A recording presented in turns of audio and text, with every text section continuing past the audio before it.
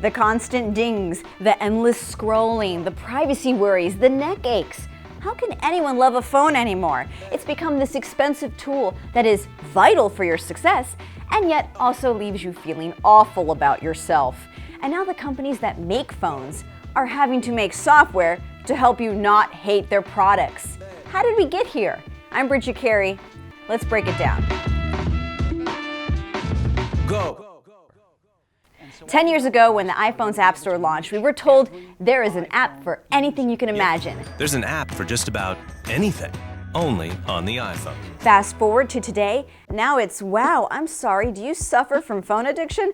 Don't worry, now there's an app for that. Both Google and Apple introduced new settings and apps to put time limits on your use, to remind you to take a break. You'll also be able to get reports on how much you're using the phone and silence notifications anytime you just want to be left alone. When Apple unveiled these new options this week at WWDC, it threw plenty of shade at apps like Facebook for being the problem. And with good reason. Apps today are purposefully designed to manipulate our lizard brains with just the right lights and sounds and swipes to keep us clicking and liking and watching. But Apple created the device that lets the problem flourish. The iPhone is the playground for apps, but the apps have gotten out of control. There's just too much hitting you and drawing you in for more. Facebook is poisoning the apple, and we're all getting sick.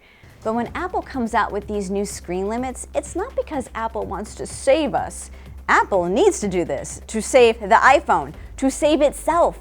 Because if you hate your phone, if you hate how it makes you feel, if you despise the whole experience of being dependent on a phone, well then, who cares what phone you buy, or if you need a new phone at all.